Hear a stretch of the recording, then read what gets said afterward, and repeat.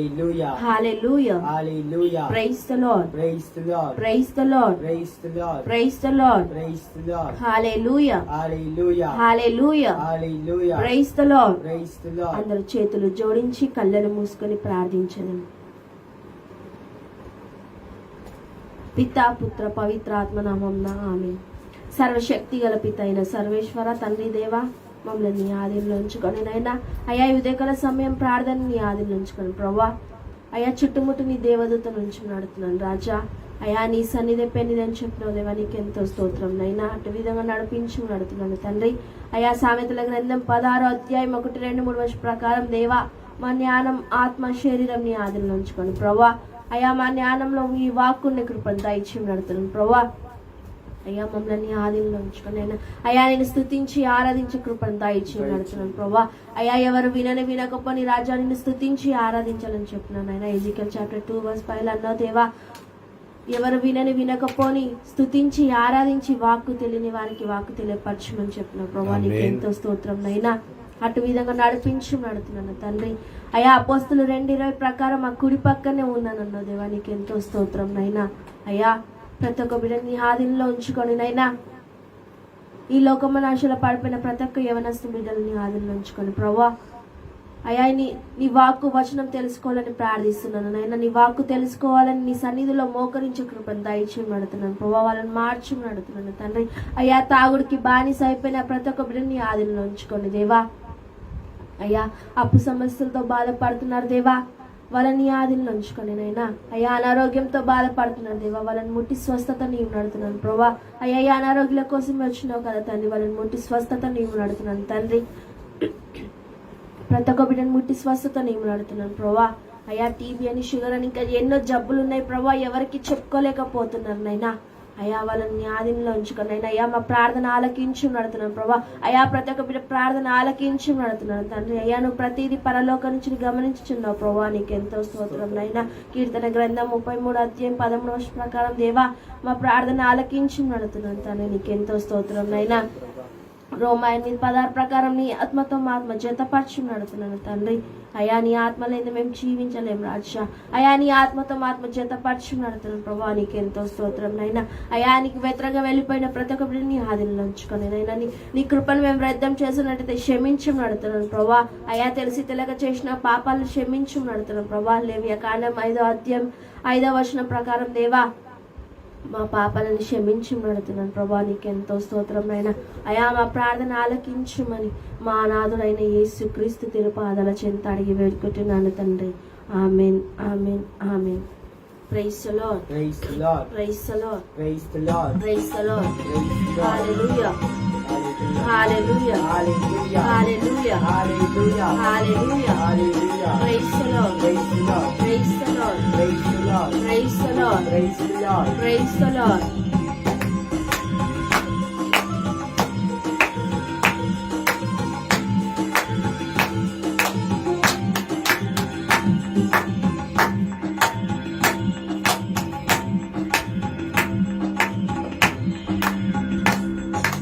రాజాని భవనములో వేయింపవలు వేచి ఉందుము. రాజాని భవనములో వేయింపవలు వేచి ఉందుము. స్తుతించి ఆరాధింతును, చింతను మరచదను. స్తుతించి ఆరాధింతును, చింతలు మరచెదను. రాజాని భవనములో రేయింపగలు వేచి ఉందుము. అవును ప్రభా, నేను రేయి పగలు స్తుతించాలి, రేయి పగలు నేను ప్రార్థించాలని ప్రార్థిస్తున్నాను నైనా. అయా ప్రతి ఒక్క బిడ్డ ప్రార్థించాలని ప్రార్థిస్తున్నాను ప్రభా.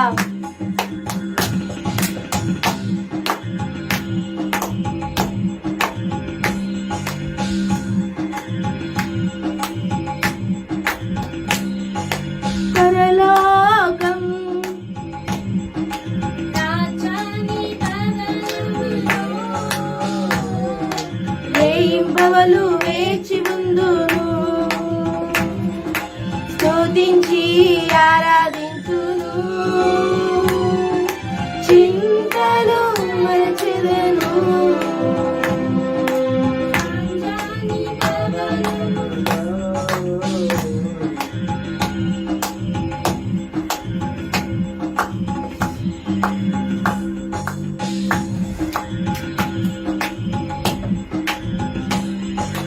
నా బలమా నా కోట ఆరాధన నీకే,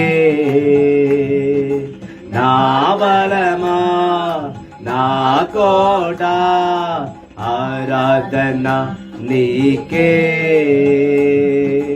నా దుఃఖమా ఆశ్రయమా ఆరాధన నీకే, నా దుఃఖమా ఆశ్రయమా ఆరాధన నీకే, ఆరాధనా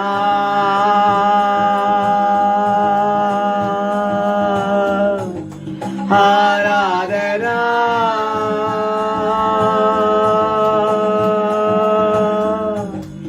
అబ్బా తండ్రి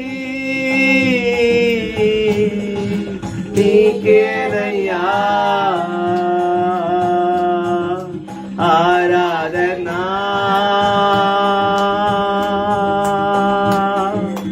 ఆరాధనా అబ్బా తండ్రి నీకేనయ్యా. హల్లెలూయా హల్లెలూయా హల్లెలూయా హల్లెలూయా హల్లెలూయా హల్లెలూయా హల్లెలూయా హల్లెలూయా హల్లెలూయా హల్లెలూయా హల్లెలూయా. స్తోత్రం ప్రభా తండ్రి దేవా, పరిశుద్ధాత్మ కృపగల తండ్రి, మహిమగల దేవా తండ్రి, నీకెంతో స్తోత్రం ప్రభా, నీకెంతో వందనాలు తండ్రి. తండ్రి ఈ పాటతో నడిపించినందు నీకెంతో స్తోత్రం ప్రభా. తండ్రి దినం క్షణములు నడిపిస్తున్నందు నీకెంతో స్తోత్రం ప్రభా. తండ్రి నీకెంతో వందనాలు తండ్రి. ప్రతి ఒక్క బిడ్డని ఆదిలో ఉంచుకోమని అడుగుతున్నాను ప్రభా. తండ్రి ప్రతి ఒక్క బిడ్డ నీకు పేరు పేరున నీకే సమర్పిస్తున్నాను ప్రభా. తండ్రి ప్రతి ఒక్క బిడ్డని ముట్టి సొరసపరచుమని అడుగుతున్నాను ప్రభా, దీవించుమని అడుగుతున్నాను ప్రభా. తండ్రి ఉదయకాల సమయమందు మా ప్రార్థన ఆలకించుమని అడుగుతున్నాను ప్రభా. తండ్రి ప్రతి ఒక్క బిడ్డ నీకు పేరు పేరున నీకే సమర్పిస్తున్నాను ప్రభా. తండ్రి ప్రతి ఒక్క బిడ్డని స్వస్థత దయచేయమని అడుగుతున్నాను ప్రభా.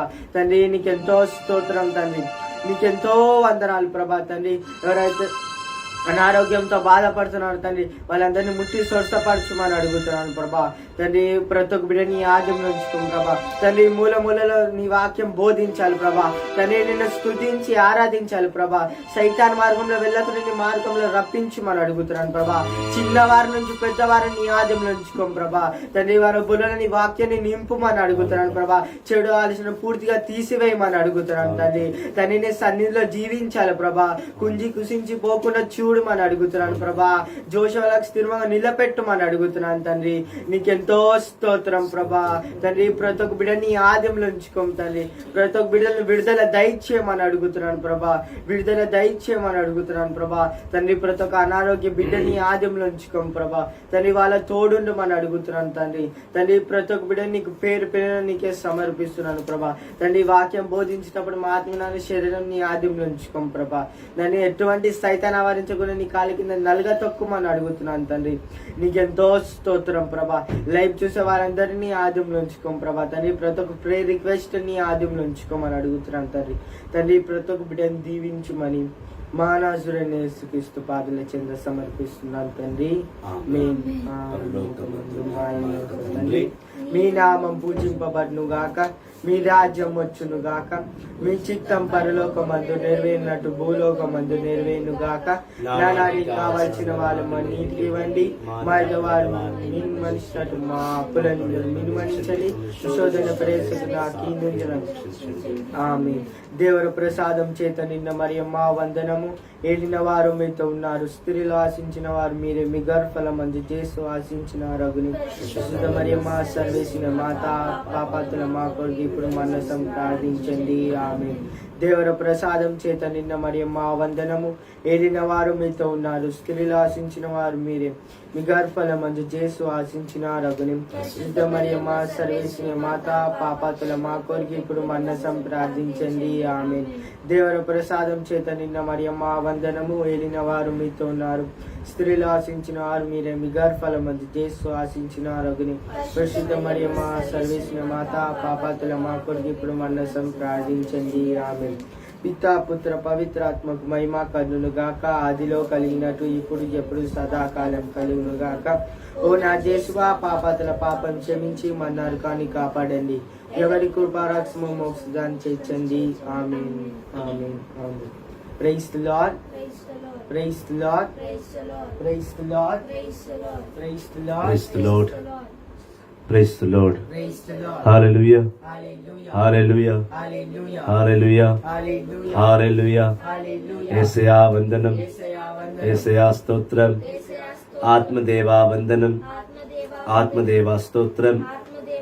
దైవజనమా, క్రీస్తుని సంగమా, యేసుని అపారమైన కృపను, ఆయన ప్రేమను, ఆయన మహిమను, ఆయన గొప్ప సన్నిధిలో జీవిస్తున్న నా ప్రియ సహోదరి సహోదరులారా, ఈరోజు వాక్య భాగము మత్తయి సువార్త 7వ అధ్యాయము. Praise the Lord, praise the Lord, hallelujah. Mattayi సువార్త 7వ అధ్యాయము వచనములు 15 నుండి మనం ధ్యానించబోతున్నాం.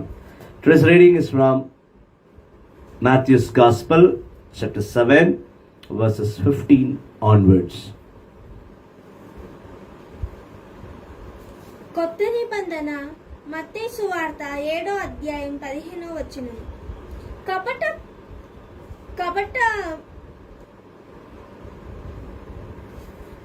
ప్రవక్తలను గురించి జాగ్రత్త పడుడు.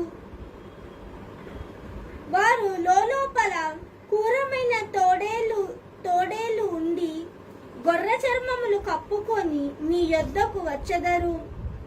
వారి క్రియలను బట్టి మీరు వారిని తెలుసుకొందురు. ముళ్ళ పొదల నుండి ద్రాక్ష పండ్లు, తుప్పల నుండి అర్తి పండ్లు లభించునా? మీరు వారిని తెలుసుకొందురు. ముళ్ళ పొదల నుండి ద్రాక్ష పండ్లు, తుప్పల నుండి అర్తి పండ్లు లభించునా? మంచి చెట్టు మంచి పండ్లను, చెడ్డ చెట్టు చెడ్డ పండ్లను ఇచ్చును. మంచి చెట్టు మంచి పండ్లను, చెడ్డ చెట్టు చెడ్డ పండ్లను ఇయ్యలేదు. మంచి పండ్లు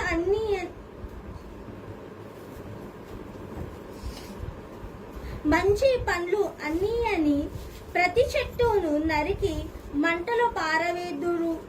కావున వారి ఫలముల వలన వారిని మీరు తెలుసుకోగలరు. ఇది ఏలిన వారి యథార్థమైన సత్యము.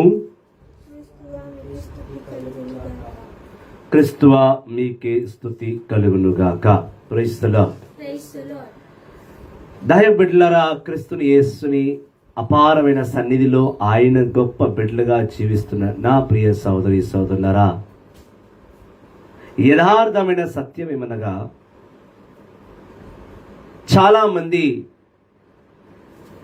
ఈ మాటను వాడుకల్లోకి తీసుకొచ్చారు, ఈ వచనాన్ని వాడుకల్లోకి తీసుకొచ్చారు. ఏమని?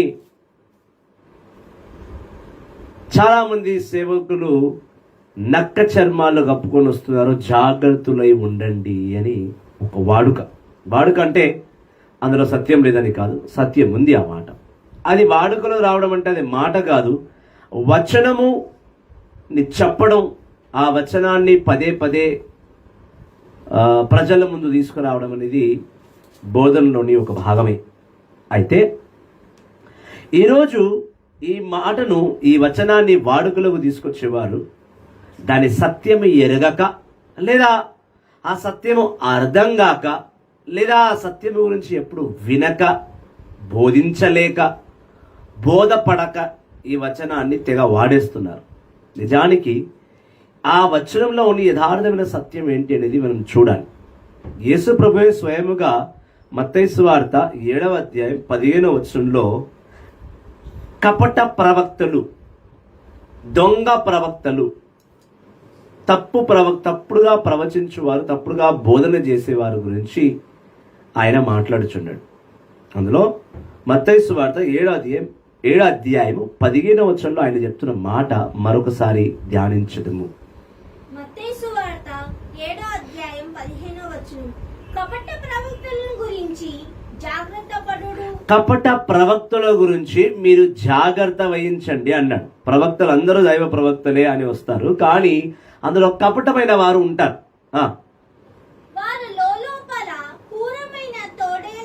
వారు లోపల క్రూరమైన తోడేళ్ల స్వభావము కలిగి ఉంటారు, కానీ పైన మాత్రము గొర్రె చర్మములు కప్పుకొని ఉంటారు. వాళ్ళు కనిపించేది గొర్రె చర్మముతో, కానీ లోపల తోడేళ్ల స్వభావము కలిగి ఉంటారు. నక్క చర్మాలు కప్పుకొని వస్తారని ప్రొటెస్టెంట్ బైబిల్లో అలా సంబోధించబడ్డదని ఆ మాట ఎక్కువ వాడుకల్లోకి వస్తుంది. రోమన్ క్యాథలిక్ బైబిల్లో ప్రత్యేకంగా తోడేళ్ల స్వభావం అని రాయబడి ఉన్నది. తోడేళ్ల స్వభావము అనగా ఏమి, గొర్రె చర్మము కప్పుకోవడం అనగా ఏమి? ఇప్పుడు గొర్రె చర్మం కప్పుకోవడం అనగా గొర్రెని చూస్తే ఎత్తుకోబుద్ధి అవుతుంది, ముద్దుగా ఉంటుంది, తెల్లగా ఉంటుంది, లేదా కొంచెం యాష్ కలర్లో ఉంటుంది, కానీ దాన్ని చూస్తే ఎత్తుకోబుద్ధి అవుతుంది. తోడేళ్ళని ఎత్తుకోగలుగుతామా? ఎత్తుకోలేము. తోడేళ్ల స్వభావం ఏంది? నక్కి నక్కి చూడడం, నక్కి నక్కి వినడం, నక్కి దొంగచాటుగా దెబ్బతీయడము, తన వేటకు కావాల్సిన వేట చేసుకునేది కాక అతిగా ఆశపడేది. అది గొర్రె అలా కాదు, నువ్వు ఏం పెట్టినా తింటది. గొర్రె దగ్గర ఉన్న ఒక్క లక్షణం ఏంటంటే ఎంత ఏం చేసినా ఆ గొర్రె కషాయాన్ని నమ్ముతుంది, ఎవరిని నమ్మదు. అది గొర్రె స్వభావం. తోడేళ్ళ స్వభావం కలిగిన వారు, ఇక్కడ దేవుడు ఏమంటున్నాడంటే తోడేళ్ల స్వభావం కలిగిన వారు నక్క చర్మములు కప్పుకొని వచ్చుచున్నారు అని అర్థం. అంటే సేవకుని రూపము తెల్ల బట్టలు వేసుకుని బైబిల్ చేతబట్టి నీటిగా కనిపిస్తారు, కానీ లోపట మాత్రము వాళ్ళకు తోడేళ్ల స్వభావం ఉంటుంది. తోడేళ్ల స్వభావం అంటే ముఖ్యమైన తోడేళ్ల స్వభావం ఏంటంటే సేవకుల్లో వాక్కు వచనం తెలియదు, బైబిల్ నాలెడ్జ్ లేదు, దైవ జ్ఞానమే లేదు. దైవ జ్ఞానము లేక కొంచెంమంది నిజంగా జ్ఞానం లేని వారు కూడా సేవకు దిగుతారు, మంచిదే. జ్ఞానం లేని వారు సేవకు రావడం తప్పలేదు, రండి సేవకి, సేవ చేయండి దేవుడిది, అందులో మిమ్మల్ని ఎవరు అడ్డుకోరు. కానీ ఎప్పటి వరకు నువ్వు జ్ఞానం లేకుండా జీవిస్తావు? ఎప్పటి వరకు దేవుని జ్ఞానం లేకుండా నువ్వు జీవిస్తావు, బోధిస్తావు? పోనీ దేవుని జ్ఞానం చాలా అవసరం. ఏదో ఒక రోజు నీ సేవాభావంలో, నీ పరిచర్యలో నీకు కంప్లీట్ బైబిల్ నాలెడ్జ్ ఉండాలి. కంప్లీట్ బైబిల్ నాలెడ్జ్ లేనిదే నువ్వు వెళ్ళి బోధించడం మొదలు పెట్టలేవు. ఎందుకంటే ఆ బోధనలు తప్పుడుగా వెళ్తాయి. ముఖ్యముగా నూతన నిబంధన మాత్రమే చదువుకొని పాత నిబంధన పట్టించుకొని చదువును కూడా చదవలేదు, చూడను కూడా చూడలేదు. నూతన నిబంధన నుంచే వాక్యం బోధిస్తా అంటే మాత్రం వీళ్ళు తోడేళ్ల స్వభావం. మాకు యేసుక్రీస్తు రక్షణ ఇచ్చాడు, మేము యేసుక్రీస్తునే బోధిస్తాము అంటే యేసుక్రీస్తు గల జీవితం పాత నిబంధన నుంచి ఉంది. ఆది నుంచే యేసు ప్రభు ఉన్నాడు. ఈ సత్యాన్ని ఎరగలేని వారు తప్పుడు ప్రచారాలు చేస్తున్నారు, అది తప్పు. బైబిల్ నాలెడ్జ్ లేకుండా బోధించడం ఒక తోడేళ్ళ స్వభావం. ఎందుకంటే తోడేళ్ళకి తెలియదు ఎక్కడ ఏముందో. తన వేట దొంగతనంగా చూడాలి, దొంగతనంగా వేట చేయాలి అనేది మాత్రం తెలుసు. అలా ఉండకూడదు. కంప్లీట్ బైబిల్ నాలెడ్జ్ అనాలి. చాలా మంది ఉన్నారు నాకన్నా పైబడి సేవ చేస్తారు, నాకన్నా ఏజ్లో పెద్ద, సేవలో పెద్ద, కానీ ఇంకా వాళ్ళకి ఎవరికి బైబిల్ నాలెడ్జ్ లేదు. పోనీ మనం బైబిల్ నాలెడ్జ్ ఇవ్వడానికి వెళ్తే మన మీద విరుచుకుపడుతున్నారు. నా మీద చాలా మంది విరుచుకుపడతారు, సత్యాన్ని ఒప్పుకోరు. వాడేది మనకు చెప్పేదిలే అంటారు. ఎప్పుడైతే వాడేది మనకు చెప్పేది లేదు అంటాడో ఇది కూడా తోడేళ్ల స్వభావమే. కొంచెమంది ఉన్నారు ఎంతో గొప్పగా, నాకు తెలియదు నాన్న నువ్వు నేర్పి అనేవారు కూడా ఉన్నారు. వయస్సు మర్చిపోయారు, నాకన్నా పెద్ద అనే విషయం తెలియదు, నాకన్నా ముందు నుంచి సేవలో ఉన్నారని తెలియదు. అయినా కూడా నేను చెప్తే ఎంతో ప్రేమతో ఆలకిస్తారు, స్వీకరిస్తారు, తెలుసుకుంటారు. వాళ్ళ దగ్గర తోడల గుణం ఉండదు. సేవ చేయడానికి వయస్సో, జ్ఞానం పొందడానికి వయస్సో అవసరం లేదు. యోబు గ్రంథము 34వ అధ్యాయంలో మనం చూసినా, లేదా 32వ అధ్యాయంలో మనం చూసినా, యోబు తన ముగ్గురు స్నేహితులు మాట్లాడుతుంటే వాళ్ళ నలుగురు సంభాషణ వింటున్న ఎలాయు దైవబిడ్డ వయసులో చిన్నవాడైనా వాళ్ళ మధ్యలోకి వెళ్ళి వాళ్ళ నలుగురు కాన్వర్జన్ని సరిదిద్దాడు. వయసుతో సంబంధం ఉండదు సేవకి. సేవ ఎవరైనా చేయవచ్చు. దేవుని అభిషేక నిమిత్తము సేవ చేయాలి. దేవుని పిలుపు నిమిత్తం, the call of God, the anointing of God బట్టి సేవ చేయాలి. హల్లెలూయా, హల్లెలూయా, హల్లెలూయా. సేవకులు చాలా మంది అవసరం. ఈ నక్క చర్మం కప్పుకొని వస్తారు. నక్క చర్మంగా ఉంటారు. ఈ తోడిల స్వభావం ఉండి గొర్ర చర్మమును కప్పుకొచ్చు వారు. వాళ్ళ లోపలంతా తోడిల స్వభావం ఉంటుంది.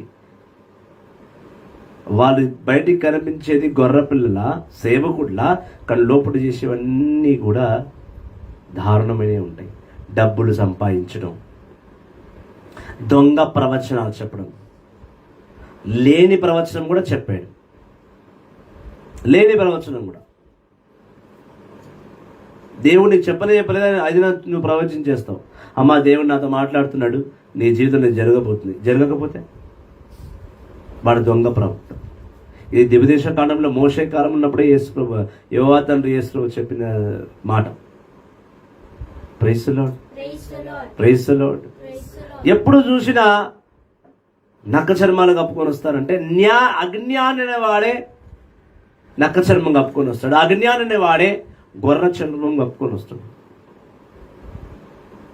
దేవుడు అటువంటి వారితో జాగ్రత్తలై ఉండండి అన్నాడు. జాగ్రత్తలై ఉండండి, వీళ్ళు చాలా మోసకరమైన వారు. పైకి సేవకుడు కనబడుతున్నారు కానీ లోపట మొత్తం తోడేళ్ల స్వభావమే. డబ్బులు సంపాదించని సేవ చేస్తున్నారు. వీళ్ళు తోడేళ్ళు లాంటి వారు. ప్రార్థన రమ్మంటే డబ్బులు డిమాండ్ చేస్తారు. వీళ్ళు తోడేళ్ళుతో సమానం. వీళ్ళు సేవకులు గారు. డబ్బుకు ఆశించి ఎవడు సేవకు రాడు, ప్రభు నిమిత్తము సేవకు వస్తాడు. నువ్వు ఇచ్చే దశభాగానికి ఆశపడేవాడు కాదు సేవకుడు. నీవిచ్చే భోజనానికో, నీవు ఇచ్చే విందుకో, నీవు ఇచ్చే నువ్వు పలికే పొగడ్తలకు పడిపోయేవాడు సేవకుడు కాదు. వాడు నక్క చర్మాలు కప్పుకొని వచ్చాడు, తోడేళ్ళు స్వభావంతో ఉన్నాడు. సేవకుడు అనేవాడు రంగు, రుచి,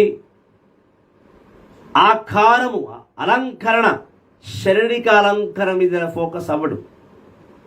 వాడు ఎట్లున్నా వాడు సువార్త బోధించాలి, స్టైల్గా తయారవ్వాలి.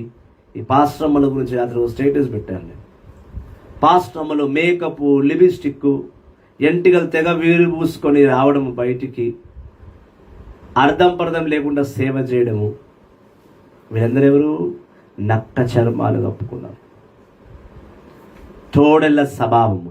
దేవుని వాక్కును బట్టి ఎవడు జీవించట్లేదో, దేవుని సత్యాన్ని బట్టి ఎవడు జీవించట్లేదో వాడు తోడెళ్ళతో సమానము, గొర్రె చర్మమును కప్పుకున్నాడు. వస్త్ర అలంకరణ, వేషధారణ అనగా స్టైల్, బందా, బిల్డప్. వీడు దేవుడి స్వభావం కలిగిన వాడు కాదు. గొర్రె పిల్ల లాంటి వాడు కాదు.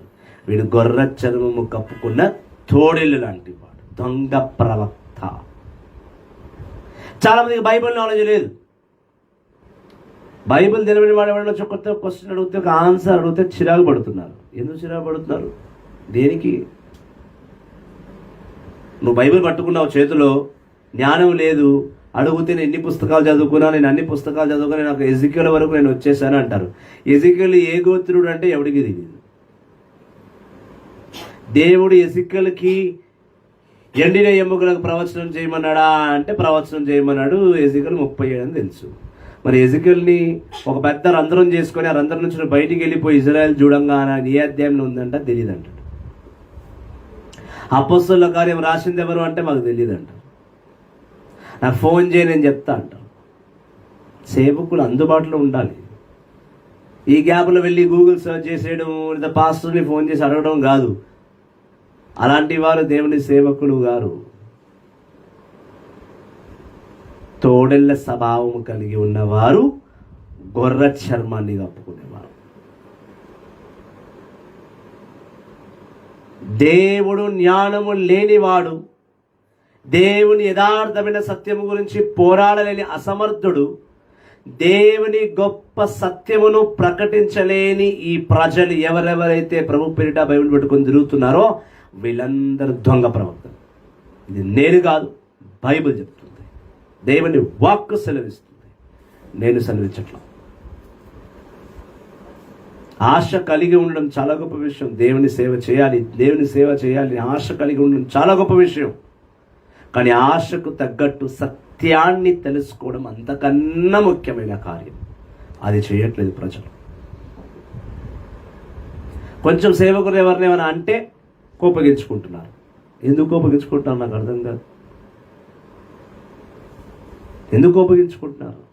అపోస్తుల కార్యము 5వ అధ్యాయంలో 40వ వచనం కదా. అపోస్తుల కార్యము 5వ అధ్యాయం 40వ వచనం. అపోస్తులు అంటున్నారు, రోమా చక్రవర్తి అపోస్తులను తీసుకెళ్లి జైల్లో వేసి కొట్టినాక వాళ్ళని బయటకు వదిలిన తర్వాత ప్రజలు వాళ్ళని చూసి, ఎందుకయ్యా మీరు యేసు ప్రభు నిమిత్తంలో దెబ్బలు తింటున్నారు, యేసు ప్రభు పేరు మీద ఎందుకయ్యా మీకు ఈ శ్రమలు అవసరమా, వెళ్ళి కూలో నాలో చేసుకొని బతకండి పోండి అపోస్తులారా అని ప్రజలంటే, మా యేసు ప్రభు గురించి మేము తన్నులు కూడా తింటాం, మాటలు కూడా పడతాం, ఎట్టి అవమానైనా పొందుకుంటాం. ఆ అవమానాలు, ఆ తన్లు, ఆ తిట్లు అన్నీ కూడా మాకు ఆనందాన్ని కలిగిస్తాయి. మా ప్రభు కొరకై శ్రమించడము మాకు ఆనందకరమైన విషయము. మా యేసుని కొరకై నేను దెబ్బలు తింటా, మాటలు పడతా, చివాట్లు పడతా, ఏమైనా పడతా, అది నాకు ఆనందమే. అలిగి కూర్చోరు వాళ్ళు. చాలామంది సేవకులు ఒక మాట అంటే మళ్ళీ వాళ్ళ ఇంటికి సేవకు పోరు, మానేస్తారు. వాడు పాపి అని దేవుణ్ణి ముందు నిలబడించి, నిన్ను మాటబడించి, వాడు పాపి అని దేవుణ్ణి కళ్ళకు ముందు వాడిని చూపిస్తున్నాడు. వీడే సరి అయిన పాపి, వాడిని మార్చమని. ఎవరన్నా నీ మీద కోపగించుకుంటున్నాడంటే, ఎవరన్నా నీ మీద అలిగి కూర్చుంటున్నారంటే, ఎవరన్నా నేను తిడుతున్నారు అంటే వాడే నీ ముందు వచ్చి మాట్లాడుతున్నా అంటే అది వాడుగా రాలేదు. ప్రభు వాడిని మార్చడానికి నేను ఎన్నిక చేసి ముందు పెట్టాడు. వాడిని నువ్వు ముందు పట్టుకోవాలి. ఇది అర్థం కాదు చాలా మందికి. ఎస్, సేవకుల్ని ఎవరైతే విమర్శిస్తున్నాడో వాడిని మార్చు అని దేవుడు వాని ద్వారా నీకు ఇండికేట్ చేస్తున్నాడు. వీడిని నువ్వు ముందు మార్చాలి. వాడి మీద ఎక్కువ ఫోకస్ చేయి. వాని మీద దేవుడు వాడిని పాపిని ఒక ఆత్మ నీ వద్దకే పంపించాడు. నువ్వేం చేస్తున్నావు? సేవకుని తిట్టిండు, నేను ఇంకోసారి దగ్గర పోను, నేను వాడిని పట్టించుకోను, నన్నే అంటాడా, నేను పోను. అరే, దేవుడు పంపించిన ఆత్మవాడు, నువ్వు మర్చిపోయినావు. అది వాడినే ముందు పట్టుకోవాలి. నువ్వు దేవుడు వాని పేరు పెట్టి ఎన్నుకొని నీ దగ్గర పంపించిండు, నువ్వు వాడిని వదిలేసేసి నేను చెప్పా, అట్లా ఉండదు. ఎవడొద్దంటే ఆయనకి 10 సార్లు చెప్పాలి సేవ వాక్కు. వాడినే 10 సార్లు పట్టుకొని ప్రార్థనలో కూర్చోబెట్టాలి. Praise the Lord, praise the Lord. అలా కాకుండా వాడు తిడుతున్నాడు, వాడిని కొడుతున్నాము, నేను పోనాను సేవకు పోనాను, ఇంటికాడికి పోనంటే కుదరదు. వాళ్ళ దగ్గరికి 10 సార్లు పో, 10 తల్లు తిను, 11వ గట్టిగా పట్టుకో. 10 times minimum you have to go. 10 సార్లు మినిమం పోవాలి, మినిమం అది. హల్లెలూయా, హల్లెలూయా. కొంచెమంది సేవకులు తోడని స్వభావం కలిగిన వారు ఎవరంటే, స్టేజ్ మీదకి పోగానే చాలు, ఆల్టర్ మీదకి పోగానే కాదు చాలు, పబ్లిక్ని ఎట్లా ఆకట్టుకోవాలి, పబ్లిక్ని ఎట్లా నా వాయిస్తో ఆకట్టుకోవాలి, నా మాటలతో ఆకట్టుకోవాలి. వాక్యాన్ని తక్కువ చెప్పి వారు చేసినవి ఎక్కువ చెప్తారు. మొన్న నేను ఒక ప్రార్థనకి ఒక సిస్టర్ని పిలిచాను. అంటే నాకు తెలిసిన సిస్టర్ ఇంట్లో ప్రార్థన అయితే, ఆయన సంఘంలో ప్రార్థన అయితే ఈ సిస్టర్ని రెఫర్ చేశాను. ఇప్పుడు ఆమె పేరు ఎందుకు లేదు కానివ్వండి. ఆయన ఆ ప్రార్థనకు వచ్చింది, చాలా ఫెమిలియర్, ఆయన చాలా ఫేమస్ ప్రీచర్. ఆయన ఆ సేవకు వచ్చింది 1.5 2 గంటల సేపు అవకాశం ఇస్తే ఆ 1.5 2 గంటల్లో 2 వాక్యాలు చెప్పింది. 2 వర్డ్ ఆఫ్ గాడ్స్. 2 వాక్యాలు. తత్వం అన్నీ కూడా ఉదాహరణలు చెప్పింది. తత్వం అన్నీ కూడా ఆమె చేసిన అద్భుతాలు చెప్పింది. ఆయన చేసిన ప్రతి చోట నేను చేసిన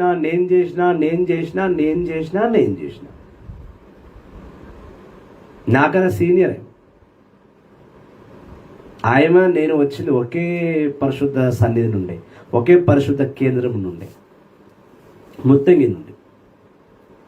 మా గురువు ఒక్కడే, రెవరెండ్ ఫాదర్ క్రిస్తురాజు గారు. ఆయనకు కానీ నాకు కానీ ఇదే ఒక గంట సేపు నాకు ఇస్తే నేను 10 వాక్యాలు మినిమం చెప్తా. ఆయన 10 వాక్యాలు కాదు, 2 వాక్యాలు చెప్పింది ఆయన. తత్వం అన్నీ ఆయన పోగొడతలే. ఆయన చేసిన అద్భుతాలు దేవుడు నాతో చేయించాడు. ఇక్కడ అద్భుతమైంది, అక్కడ అద్భుతమైంది, మీరు ఇట్లా, మీరు అట్లా. మీరు కూడా అద్భుతం చేయగలరు. ఎస్, చేయగలం అద్భుతం. దానికి అద్భుతం చేయాలంటే ఏం చేయాలంటే నువ్వు ఒక వ్యక్తి పరలోకం నుంచి ఒక అద్భుతం తీసుకొచ్చి ప్రజలకు ఇవ్వగలిగాడు అంటే దాని వెనుక వాడి కష్టం ఏంటి అది చెప్పలేకపోయింది. ఫస్ట్ టైం ఆయన ద్వారా నాకు పెద్ద అవమానమే జరిగింది. నాకు ఎక్కడైనా బయట 3 ప్రార్థనలు 4 ప్రార్థనలు కన్వెన్షన్స్ పిలిస్తే నేను ఆయనకు ఒక కన్వెన్షన్ ఇచ్చేస్తాను. నాకు 4 days పిలిస్తే అందులో 1 day ఆమెకి ఇస్తాను. నేను ఆడపిల్ల ఇంత ధైర్యంగా సేవ చేస్తుంది, ఇలాంటి వారిని మనం ఎంకరేజ్ చేయాలి, మన సిస్టర్ అయిమా అని ఇస్తా. ఇస్తేమో ఇట్లా చేసి పెట్టారు. ప్రార్థన అయిన తర్వాత సిస్టర్ వెళ్తూ ఆమెకి ఆటో కన్వెన్స్ ఇచ్చారు. ఆ ఆటో కన్వెన్స్లో ఒక 50 రూపాయలు ఏమో తక్కువైంది. ఆమె ఇంటికి పోయి ఎవరైతే ప్రార్థనకు పిలిచారో ఆమెకు ఫోన్ చేసి చెప్తుంది అనమాట. ఏమని, సిస్టర్ ఆటోకి 50 రూపాయలు ఎక్కువైనాయి, నాకు గూగుల్ పే చేయి, నేను పక్కింటి వాళ్ళని అడిగి ఇచ్చినట్ట. 50 రూపాయలక.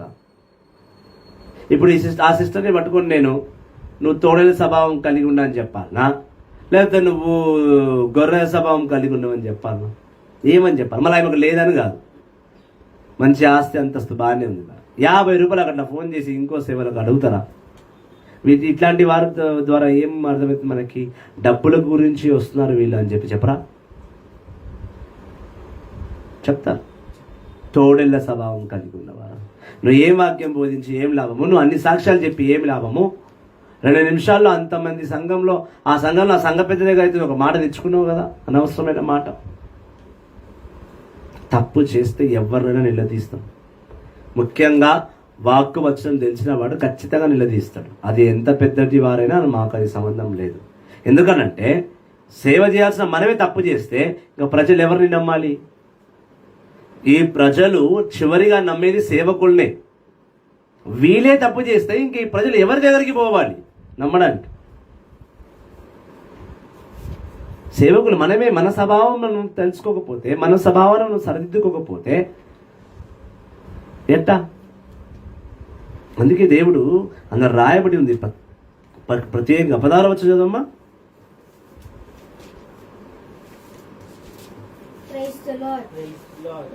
మత్తయి సువార్త 7వ అధ్యాయము 16వ వచనం. మత్తయి సువార్త 7వ అధ్యాయం 16వ వచనం. వారి క్రియలను బట్టి మీరు వారిని తెలుసుకొందురు. వాళ్ళ క్రియల్ని బట్టే మీరు వాళ్ళని తెలుసుకుంటారు. క్రియలు అనగా ఏమి? క్రియలు అంటే ఏంటమ్మాయి తెలుగులో? వాళ్ళ పనులు, వాళ్ళ మాటలు, వాళ్ళ నడక, వాళ్ళు బోధించే విధానం బట్టి అర్థమైంది. వాళ్ళ తోడెల్లా గొర్రె పిల్లలా. సత్యం చెప్తే ఈ లోకం ఒప్పుకోదు, వీళ్ళనే తోడేళ్ళంటది. అసత్యవాది వాక్యం మీద వెళ్ళినాడు, వాక్యం మీద వెళ్ళినాడు, వచనం మీద వెళ్ళినాడు, వాడు వాగుతుంటే వాడికి పడి వింటది ప్రజలు. Praise the Lord. వాళ్ళ క్రియలు ఎలా ఉంటాయి అంటే తోడేళ్ళ క్రియలు ఉంటాయి. పోంగ నేను ప్రేయర్ మీటింగ్కి రావాలంటే నాకు ఇంత డబ్బులు కావాలి, నేను ప్రేయర్ మీటింగ్కి రావాలంటే నాకు ఇది పెడితేనే వస్తా, నేను రాను. కొంచెం చిన్న ఎక్కువ తక్కువ అయినా కూడా వాని మీద చిరాకు పడ్డు, సంఘస్థుని మీద చిరాకు పడ్డు. నువ్వు పిలిచావు, నాకేం మర్యాద చేసావు? మర్యాద కోరడానికి పోయావు అక్కడ. దేవుడు చేయమన్నది ఏంటి, నువ్వు చేస్తుంది ఏంటి? కేవలం కొన్ని అధ్యాయాలు, కొన్ని వచనాలు బాగా గుర్తుపెట్టుకొని కథ మేడికి పోయినా దాన్ని బట్టి చెప్పేయడము, అది ప్రాక్టీస్ అయిపోయింది. దేవుని ఆత్మ కాదది. దేవుడు ఏమన్నాడు? ఎక్కడ పోయి నా నామం నిలబడి మాట్లాడుతున్నావో అక్కడ నేను నీ యందు ఉండి మాట్లాడుతా అంటున్నాడు. మత్తయి సువార్త 10వ అధ్యాయం 20వ వచనం. ఆ జీవగల ఆత్మను పక్కన పెట్టి నువ్వు పట్టిన దాన్ని బోధిస్తున్నావు. దిత్తోడెల స్వభావం. వాక్యము చెప్తే ఒక అంశం తీసుకోవాలి, అది ఏంటి అని దాని మీద పూర్తి వివరణ ఇవ్వాలి. బోధన అంటే ఏంది? విప్పి చెప్పడమే బోధన. ప్రజలకు అర్థము కానిది ప్రభు నీకు అర్థం చేయించిన దాన్ని నువ్వు ఆ ప్రజలకి అర్థం చేయించడమే బోధన, బోధించడం. ఫస్ట్ నీకే అర్థం కాకపోతే నువ్వేం వెళ్ళి బోధిస్తావు? మీ అందరూ తెలిసింది రోజుకు 2 లైవ్లు చేస్తాం, ఒకటి మార్నింగ్ 11 o'clock, ఒకటి 5 o'clock. నిజానికి నేను ఈ బోధన 4 సార్లు చేస్తాను, తెలుసా? అది ఎట్లా? వచ్చే ముందు ఈ వాక్యాన్ని వచనాన్ని నాకు నేను బోధించుకుంటా. ఫస్ట్ ప్రభు ఆత్మ ద్వారా నాకు నేను బోధించుకుంటా. అతన్ని వచ్చి ఇక్కడ వివరిస్తున్నప్పుడు దేవుడు నాకు ఇంకా ఎక్కువ యాడ్ చేసి ఇంకా ఎక్కువ జ్ఞానం ఇస్తాడు. సో నేను చేస్తున్న 2 లైవ్లు కాదు, 4 లైవ్లు. 2 నాకు, 2 మీకు. ఇది గొప్పలు చెప్పుకోవడం కాదు, సత్యం ఇది. సేవకుడు అనేవాడు ముందు తనకు తాను బాగా చదవాలి. నేను ఎంత 20 సంవత్సరాలుగా సేవలు ఉన్నా, నేను కూడా అవలీలగా టక చెప్పేయగలను. అన్ని అధ్యాయాలు, అన్ని వచనాలు ఫటాఫట్ బైబిల్ ముట్టుకోకుండా చెప్పగలను. కానీ కంపల్సరీ నేను ఏం బోధించబోతున్నాను, దేవుడు నాకు ఏమి ఇచ్చాడో 1కి 3 సార్లు చదువుతా, 4 సార్లు దాన్ని అర్థం చేసుకునే ప్రయత్నం చేస్తా. నాకు నేను బోధించుకున్న తర్వాతనే అప్పుడు వచ్చి ప్రజలకు బోధిస్తా. అది బోధన అంటే. రోమపత్రిక 2వ అధ్యాయము 20వ వచనం. నువ్వు ఏమి బోధించుచున్నావో ఆ బోధనను బట్టి నువ్వు జీవించుచున్నావా? నువ్వు జీవిస్తేనే ఆ బోధనను బోధించడానికి నువ్వు అర్హుడవు, అర్హురాలివి. Praise the Lord, praise the Lord. నీ క్రియలు, నువ్వు నడిచే నడక, నువ్వు వేసుకున్న బట్టలు, నీ వేషధారణ చెప్పేస్తుంది నువ్వు సేవకుడువా కాదు. ఎక్కువ మేకప్ ఉంటే, శరీరం మీద సన్నటి ఐబ్రోస్ వేయించుకొని, ముఖం నిండా మేకప్ వేసుకొని, తిక్క లిప్స్టిక్ పెట్టుకొని హల్లెలూయా హల్లెలూయా హల్లెలూయా హల్లెలూయా అంటే అది నక్క, అది గొర్ర కాదు. వాక్యం బోధించడానికి తగది, అర్హత, కొన్ని లిమిట్స్ ఉంటాయి, కొన్ని ఒబీడియన్స్ థింగ్స్ ఉంటాయి. బాధ్యత గల విషయాలు, గౌరవించే విషయం ఉండాలి. ఆడవాళ్ళు వస్త్రాలు కప్పుకోవాలి, తన నిండా బట్టలుగా ఓని వేసుకొని, తన ఎక్కడ కూడా తన అవయవాలు కనిపించకుండా నీట్ డ్రెస్ సెన్స్తో నిలబడి వాక్యాన్ని బోధించాలి. అలా కాకుండా ఎంటికలు విరబోసుకొని, షార్ట్ టీషర్ట్లు, షార్ట్ డ్రెస్ వేసుకొని, టైట్ ప్యాంట్లు వేసుకొని వెళ్ళిపోయి నిలబడి వాక్యం బోధిస్తే ప్రజలు నీ వేషాన్ని చూస్తారు తప్ప నీవు బోధించే స్వార్థను చూడరు. చాలామంది ఆడవాళ్ళని చూస్తుంటారు, బోధకుల్ని మొక్కలని ప్రార్థన చేస్తుంటారు. 2 చేతులు పైకి ఎత్తే చాలు, వాళ్ళ చిన్న చిన్న జాకెట్ ముక్కలు వేసుకొస్తారు. కడుపు మీద ఉండాలి చీర, ఆ చీర కడుపు మీద కనుక ఇంకెక్కడో ఉంటుంది. మన మోకరించి చేతుల పైకి ఎత్తినప్పుడు వాళ్ళ దేహంలో సగం అవయవాలు అలా కనబడుతూ ఉంటాయి. బోధకురాలు చేసే పనులు, బోధకులు మగవాళ్ళు చేసే పని చూడాలి. సూటు లేనిదే వాళ్ళు వాక్యం చెప్పరు, సూట్ వేసుకొని వాక్యం చెప్తారు. ఎవరు మంచి మంచి కాస్ట్లీ బట్టలు వేసుకునే స్టేజ్ ఎక్కుతారు, ఉన్నవాడని చెప్పుకోవడానికి. నక్క చర్మాలు కప్పుకోకూడదు, వస్త్రాలంకరణ పైన ధ్యాస ఉండాలి, నీవు మాట్లాడే మాట మీద ధ్యాస ఉండాలి. సేవకులు అనేవారు శపించకూడదు, షుడ్ నాట్ కర్స్. తప్పు. దేవుని అవమానపరుస్తే దేవునికి వెళ్ళి అప్పచెప్పువాడిని, దేవుడు వాడిని శపించింది, దేవుడు వాడిని శిక్షించింది. చూడు, నీ కళ్ళ ముందు చూస్తుంటావు అన్నీ. నీ కార్యాలను బట్టి, నీ క్రియలను బట్టి ప్రజలు నువ్వు దొంగ ప్రవక్తవా, మంచి ప్రవక్తవా డిసైడ్ చేసేస్తారు. అయితే అది ఎవరు డిసైడ్ చేయాలి? ప్రజలు డిసైడ్ చేయాలి. ఏ ప్రజలు? ఎవరికైతే దైవ జ్ఞానం ఉందో వాళ్ళే డిసైడ్ చేయాలి. మళ్ళీ ఇక్కడ ఇంకో ఆన్సర్ ఉంది, మరి దైవ జ్ఞానం లేని డిసైడ్ చేయలేడు. మరి కొంచెమంది అంటారు సేవకుడు అంటే ఎట్లా అంటే ఎంత ముఖం మీద ఉంచినా తుడుచుకొని పోతారు. Yes, very good. ఎవరినంటే సేవకుడు అంటే తుడుచుకొని పోతారు, దేవుణ్ణి అంటే సేవకుడు తుడుచుకొని పోడు. నువ్వు సేవకుడిని మాట్లాడు, వాడిని నిందలు పెట్టు, వాడి నానా మాటలు చెప్పు, వాడు పడతాడు. దేవుని నిమిత్తం పడతాం, కానీ దేవునే మాట్లాడతా అంటే సేవకుడు కూడా ఊరుకోడు. ఎదురు దాడికి దిగుతాడు. కాకపోతే వీడు ఎదురు దాడి చాకుతోనో కత్తితోనో ఆయుధములతోనో చేయడు. వాడు ఎదురు దాడి దేవుని వాక్తో చేస్తాడు. వాక్య ఆయుధముగా చేసుకొని ఎదురు దాడి చేస్తాడు. నేను ఊరుకోను, చాలా మంది తప్పు బోధిస్తే ఇమ్మీడియట్గా బైబిల్ పెట్టుకొని వెళ్ళిపోతా ఇంటికి, సరిదిద్దుతా, చెప్తా ఇది కరెక్ట్ ఇది రాంగ్, నాకు తెలిసింది ఇది, నువ్వు కూడా ఇదే చేయి. నక్క చర్మాలు ఎవరు కప్పుకుంటారంటే సేవ చేస్తా అని బైబిల్ చేతిలో పడతారు, కానీ ఎప్పుడు లోక ఆశల్లోనే లోక క్రియల్లోనే ఉంటారు. వాళ్ళు నక్క చర్మాలు కప్పుకున్నారు, నక్క స్వభావం కలిగిన వాళ్ళు గొర్రె చర్మాలను కప్పుకున్నారు. టూ ఫేస్డ్, రెండు ముఖలికలు, రెండు రకమైన జీవితం జీవించేవారు వీళ్ళంతా. 16వ చదువు, 17వ చదువు. మత్తయి సువార్త 7వ అధ్యాయం 17వ వచనం. మంచి చెట్టు మంచి పండ్లను, చెడ్డ చెట్టు చెడ్డ పండ్లను. మంచి చెట్టు మంచి పండ్లనే ఇస్తుంది, చెడ్డ పండ్లను ఇవ్వదు. పండ్లు. చెడు చెట్టు చెడు పండ్లనే ఇస్తుంది. మంచి చెట్టు చెడ్డ పండ్లను, చెడ్డ చెట్టు మంచి పండ్లను ఇవ్వదు. మంచి పండ్లనియని ప్రతి చెట్టును, మంచి పండ్లను ఇవ్వని ప్రతి చెట్టుని నరికి మంటల్లో పాడేస్తాడు దేవుడు. నువ్వు అనుకుంటున్నావు,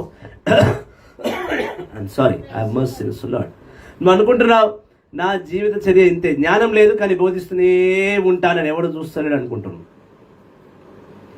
నువ్వు అలా చేయడంతో ఏమవుతుందంటే ప్రజలకు చెడు పండుని ఇస్తున్నావు. నువ్వు మంచి చెట్టుగా ఉంటేనే, నువ్వు జ్ఞానవంతులైతేనే స్వచ్ఛమైన జ్ఞానాన్ని ప్రజలకు ఇస్తావు. ఎప్పుడైతే నువ్వు నీకే జ్ఞానం లేదో, నీకే దేవుని జ్ఞానం అర్థం కాదో, నువ్వు ప్రజలకు వెళ్ళి ఏం బోధిస్తావు? కానీ బిల్డప్కి నేను సేవ చేస్తున్నా, 10 మంది వచ్చి అందరు ప్రార్థన చేయించుకోవాలి, 10 మంది వచ్చి నా కాళ్ళ మీద పడిపోవాలి, 10 మంది వచ్చి వాళ్ళ బాధలు నాకు చెప్పుకోవాలి, 10 మంది గురించి 2 చేతులు పైకెత్తి 10 అద్భుతాలు చేసేసేయాలి, ప్రజలంతా నా ఇంటి చుట్టూ తిరగాలి అనే ఆశతో, దురాశతోటి దేవుని జ్ఞానము లేకపోయేసరికి నువ్వు బైబిల్ పట్టుకొని వెళ్ళి బోధిస్తున్నావు. నీకు తెలియదు ఏముంది అందులో, తెలియని దాన్ని కూడా నీ బోధనలో కలిపి చెప్పేస్తుంటావు. ఇలాంటి అజ్ఞానాన్ని దేవుడు ఎక్కువగా వాడడు, చాలా తక్కువగా వాడతాడు. వాళ్ళని ఎక్కువగా వాడేది సైతాన్ గాడు. వాడేం చేశాడు? వాని బోధనలు ఈమెలో వీళ్ళలో నింపి దేవుని బోధనగా ప్రకటింపేలా చేస్తాడు. ప్రజలకు అర్థం కాదు, వాళ్ళకి అంత అర్థమైతే ఇక నీవెందుకు అక్కడ సేవ? వాళ్ళకి అంత బైబిల్ నాలెడ్జ్ ఉంటే నీదెందుకు వచ్చి కూర్చుంటారు? వాళ్ళు బైబిల్ పట్టుకొని సేవకి వెళ్ళిపోతారు కదా శుభ్రంగా, నీదెందుకు వచ్చి ఎందుకు కూర్చుంటారు? వాళ్ళకి జ్ఞానం లేదని వాళ్ళు ఇద్దరు వచ్చి కూర్చున్నారు. నువ్వు కూడా ఏం చేస్తున్నావు? అజ్ఞాని వై బైబిల్ పట్టుకొని తెలుసో తెలియని 4 ముక్కలు నేర్చుకొని కథం దాన్ని బయాట్ చేసి దాన్ని బట్టి ప్రజలకు చెప్తావు. ఇటువంటి వారిని దేవుడు సహిస్తాడనుకుంటున్నాను. సహించాడు. ఏమన్నాడు? నీవిచ్చే దైవ ఫలములు నువ్వు సరిగ్గా ఇవ్వకపోతే, నువ్వు చెడు ఫలాలను, నా వాక్యాన్ని వరచనాన్ని నువ్వు చెడుగా నీ అవసరం నిమిత్తమో లేదా నీకు అర్థం కాని దాన్ని నువ్వు ప్రజలకు చెప్తావో నేను నిన్ను నరికేస్తా అంటాడు. మంచి పండును ఇవ్వలేని చెట్టును దేవుడు కొట్టేసి మంటల్లో బారేస్తాడు. ఎక్కడ బారేస్తాడు? కొట్టేట్ల పక్కన బాడాడు, మంటల్లో బారేస్తాడు. అంటే మంట ఎక్కడుంటుంది? చెట్టు అయితే ఈ లోకంలో మంట పెట్టవచ్చు, మనుషులకు నరకం ఏంది? మనుషులకు మంట ఎక్కడుంటుంది? నరకంలో ఉంటుంది. అంటే దేవుడు డాడీ చెప్తున్నాడు, అజ్ఞానితో నువ్వు బోధిస్తే నువ్వు నరకానికి పోక తప్పదు. అందుకే నేను చెప్తా, నేర్పించిన దానిలోని మాత్రమే, నీకు నేర్పించిన దాని నుంచే నువ్వు చెప్పు. లేదా నా బోధన నుంచి నువ్వు ఏదైనా వింటే దేవుడిని ప్రేరేపిస్తున్నాడు, ఆ బోధన గురించి నీకు విన్న అవగాహన ఉంది అంటే బోధించు, లేని దాన్ని నువ్వు బోధించు. తప్పు. అలా చేస్తే నువ్వు నరకానికి పోతావు తప్ప స్వర్గానికి పో.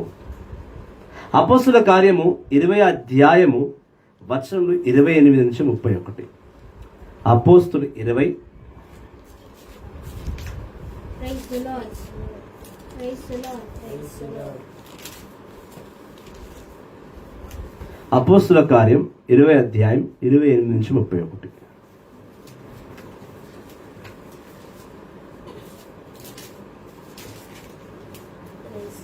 Praise the Lord. Praise the Lord. Praise the Lord. అపోస్తుల కార్యము 20వ అధ్యాయము 28వ వచనము. మీ విషయమున జాగ్రత్త పడుడు. పవిత్రాత్మ మీకు అప్పగించిన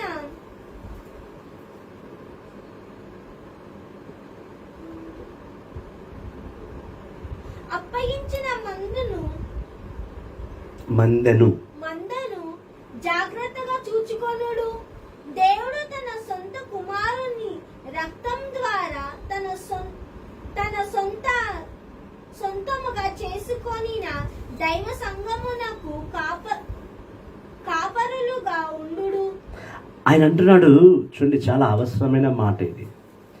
ప్రతి ఒక్క సంఘ పాస్టర్లకు, సంఘ పెద్దలకు దేవుడు చెప్తున్న మాట ఏమిటనగా, అపోస్తుల కార్యము 20 అధ్యాయం 28 వచనం. ఆయన అంటున్నాడు, పరిశుద్ధాత్మ ద్వారా నీకు అప్పచెప్పిన మందను నీవు జాగ్రత్తగా చూసుకో.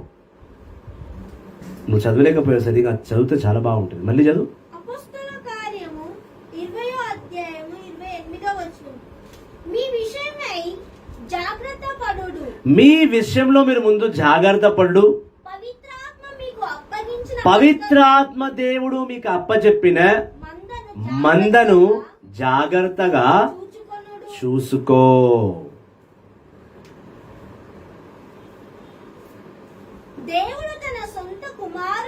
దేవుడు తన సొంత కుమారుని యేసుక్రీస్తు రక్తాన్ని చిందించి ఆ రక్తము ద్వారా మార్చివేయబడ్డ ప్రజలను దేవుడు ఒక మందగా చేసి ఆ మందను నీకు అప్పచెప్పి ఆ మందను నీకు ఒక సంఘముగా, ఒక సంఘ పెద్దగా నీకు ఇచ్చాడు అంటే ఆ సంఘంలో వచ్చే ప్రతి ఒక్కరు కూడా యేసుక్రీస్తుని రక్తము ద్వారా రక్షింపబడ్డవారు. వారిని నువ్వు జాగ్రత్తగా చూసుకో, జాగ్రత్తగా బోధించి వాళ్ళని సరి అయిన మార్గంలో నడిపించు. నీ స్వభావాలను బట్టి, నీ దైవ స్వభావాలన్నీ వాళ్ళు నింపి వాళ్ళలో తోడల స్వభావము తీసేసి దేవుని స్వభావాన్ని నింపు. ఒక సంఘ పెద్ద, ఒక పాస్టర్ అమ్మ ఒక సంఘాన్ని నడుపుతున్నారంటే, నేను ప్రార్థన పెట్టుకున్నా, నాకు ఇష్టం అనిపించింది, నేను పెట్టుకుంటున్నా, నేను 10 మందిని పిలిచినా వచ్చి నేను వాక్యం చెప్పినా, నేను వాళ్ళని పిలిపించిన వాక్యం చెప్పించినా కాదు. నువ్వు పిలుస్తున్న వ్యక్తికి వాక్య జ్ఞానం ఉందా లేదా చూడు. నీకు వాక్య జ్ఞానం ఉందా లేదా చూసుకో, చెక్ చేయి. నీ దగ్గర వచ్చే సంఘస్థులు అందరూ కూడా సంఘస్థులు మారు మనసు పొందుతున్నారా లేదా చెక్ చేయి. మీరు వచ్చారు పోయారు, ఇవాళ మనం ఎవరిని ఏమంటాము, మనం ఎవరిని మనలేము, వచ్చాడు వస్తులు పోతురు అంటే నీ దగ్గరకు వచ్చే ప్రతి ఆత్మ నువ్వు తెచ్చుకుంది కాదు. పరిశుద్ధాత్మ దేవుడు తన కుమారుడు యేసుక్రీస్తుని రక్తాన్ని చిందించి రక్షించి కాపాడి దేవుడు నీ చేతిలో పెట్టాడు. నువ్వే దాన్ని జాగ్రత్తగా చూసుకోవాలి. నువ్వు క్రీస్తు యేసుని పాత్ర పోషిస్తున్నావు. ఒక సేవకుడు అంటే క్రీస్తునితో సమానం. క్రీస్తు యేసుని స్వభావం కలిగి ఉండాలి ఆ సేవకుడు, ఆ సేవకురాలు. నాకెందుకు చెప్పినాం వింటలేరు, ఏం చేస్తాం, వదిలేసినాం అంటే కాదట్లా. నీవు ముఖ్యంగా సంఘస్థులను పిలుచుకుంటే సంఘానికి రెగ్యులర్గా వచ్చేవారు వాళ్ళు తప్పులు చేయకుండా చూసుకోవాల్సిన బాధ్యత నీదే. వదిలేస్తే కాదట్లా. ఒక తోటి సేవకుడు తప్పు చేస్తే ఒక జ్ఞానమైన సేవకుడు తోటి సేవకుడిని సరిదిద్దాలి. నీ బాధ్యత అది. ఎందుకంటే ఆ సేవకుడు యేసుక్రీస్తు రక్తము ద్వారా వెల్లడించి కొనబడ్డవాడు. యేసుక్రీస్తు రక్తాన్ని పోసుకుని యేసుక్రీస్తు రక్తం ద్వారా పవిత్రపడి స్వార్థను బోధించుండే వాడు అజ్ఞానమైన పని చేస్తుంటే వాడిని పట్టుకుని సరిచేయడం నీ బాధ్యత. అలా వదిలేయడం కాదు. చాలా మంది వదిలేస్తున్నారు అట్లా. వాళ్ళు కూడా మనకెందుకులే అనుకున్న వారు కూడా ఎవరు?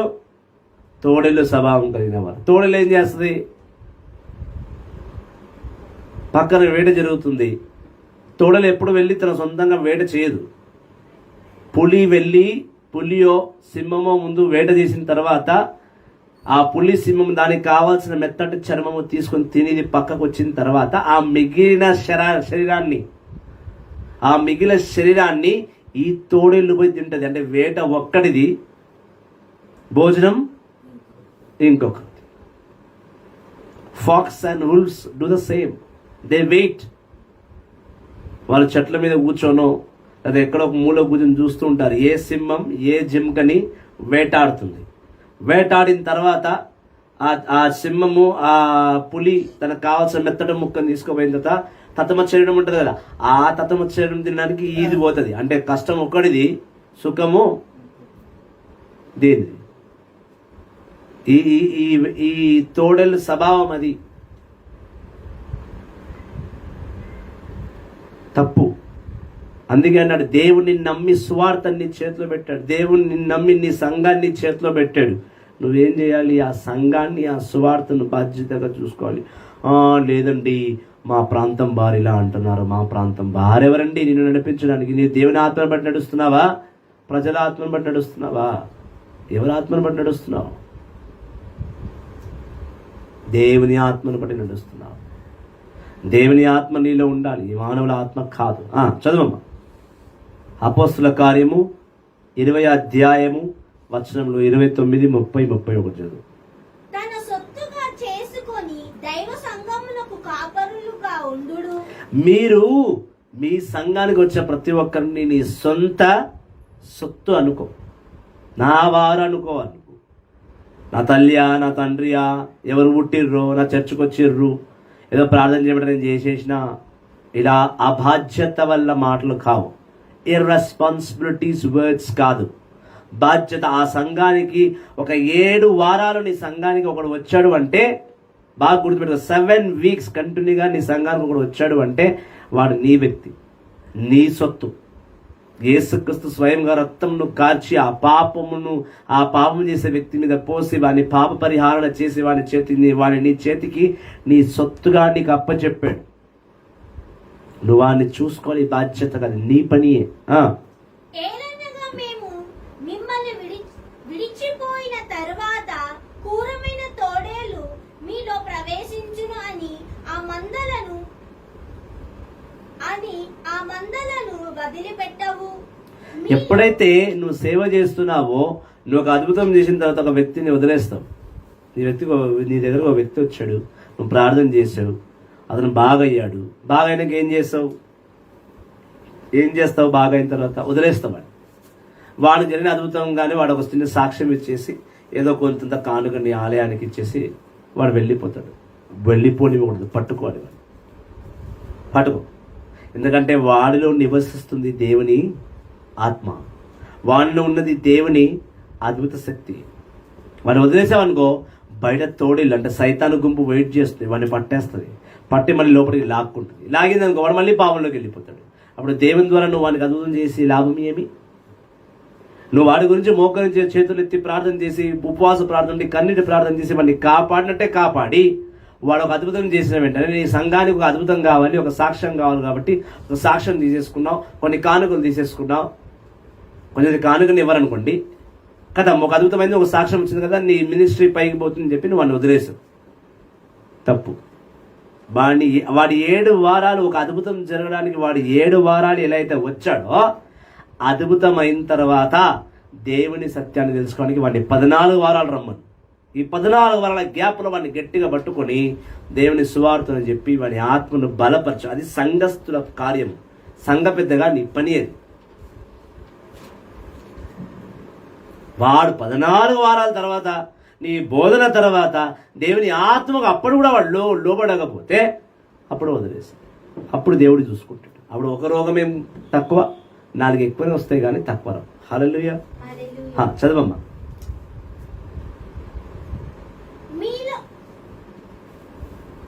మీలో నుండి కొందరు అబద్ధములు చెప్పి శిష్యులను తమ పక్షమునకు మరలించుకోను కాలము వచ్చును. ఏమైంది? మీరే కొంచెం సేవకులు ఏం చేస్తారంట, తన సేవకుల దగ్గర అబద్ధాలు ఆడతారంట. అబద్ధాలు ఆడి, నేను ఇది చేస్తాను, నీ గురించి నేను అది చేసిన, నువ్వు నా దిక్కే ఉండాలా, నేను చెప్పేదే రైట్, నా దిక్కు మరలు.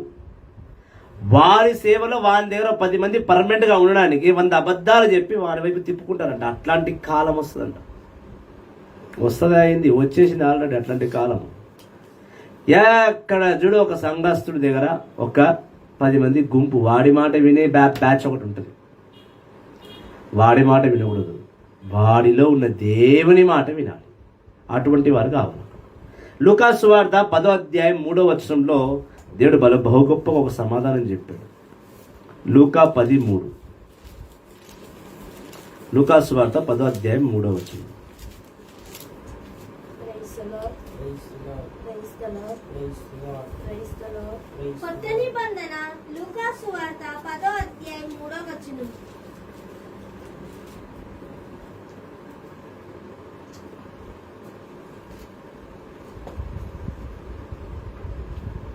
మీరు పొండు, ఇదిగో తోడేళ్ల మధ్యకు గొర్రెపిల్లల వలె మేము పంపుచున్నాను. తీసుకున్నాడు. సేవకులే కాదు, తోడల స్వభావం కలిగిన వారు. ఈ సేవకుల గుంపు కొంతే ఉంటుంది. మొత్తం ప్రపంచం మీద సేవకుల గుంపు ఎంత ఉంటుంది? మా అంటే 30% ఉంటుంది. 100% సేవకులు అంటే మంచోడు. ఎంతటి పెద్ద ఫాదర్ అయినా, బిషప్ అయినా, సిస్టర్ అయినా, దైవ బిడ్డలు, యేసుని గురించి ప్రకటించేవారు, బోధించేవారు అందరూ ఒక గుంపు తయారు చేస్తే వాళ్ళు ఒక 30% ఉంటారు. ఈ 70% అవుట్ ఆఫ్ 100 30% సేవకులు గుంపు పెట్టేస్తే ఈ 70% ప్రజలు. ఈ 70% ప్రజల్లో ప్రతి ఒక్కడు తోడేలే. అందుకే యేసుప్రభు ఏమన్నాడు? 12 సేవకుల్ని ఎంపుకొని పంపిస్తున్నప్పుడు 72 మందిని మళ్ళీ ఎంపుకొని పంపిస్తున్నప్పుడు యేసుప్రభు అన్నాడు, ఓ నా 70 మంది సేవకుల్లారా, మీరు గొర్రె పిల్లలుగా, మీరు ఒకప్పుడు తోడలుగా ఉండినారు. నేను మిమ్మల్ని అందరినీ మీ ఇల్లున్న పాపములని శుద్ధీకరించి మిమ్మల్ని పవిత్రపరిచి మిమ్మల్ని నేను గొర్రె పిల్లలుగా మార్చుకున్నాను. ఇప్పుడు మీరు సత్యమైన క్రూరమైన మృగామైన తోడేళ్ల మధ్య పోతున్నారు. ఈ ప్రజలు చాలా డేంజర్. ఇవి నీ మీద ఎదురుదాడి చేస్తారు, కాబట్టి జాగ్రత్తలై ఉండండి. నక్క చర్మము కేవలం సేవకులే కప్పుకోరు, జనాలు కూడా కప్పుకుంటారు. జనాలే ఎక్కువ కప్పుకోరు సేవకుల కన్నా. ఎందుకంటే సేవకుల గుంపు చాలా తక్కువ, 30%. ఈ 30% ఎక్కడ 10% వారే ఈ నక్క చర్మాలు కప్పుకొని ఉండవచ్చు. 20% సత్యంగా సేవ చేసేవారు ఉన్నారు. ఈ దేవుని గుంపులో, ఈ సేవకుల గుంపులో 10% మాత్రమే నక్క స్వభావం కలిగి గొర్రె చర్మాన్ని కప్పుకునే వారు ఉంటే, బయట ప్రజలు ప్రతి ఒక్కరూ గొర్రె పిల్లలాగానే కనబడుతున్నారు, కానీ వాళ్ళందరిలో నక్క స్వభావమే ఉంది. అంటే ఈ సేవకులందరూ కూడా ఆ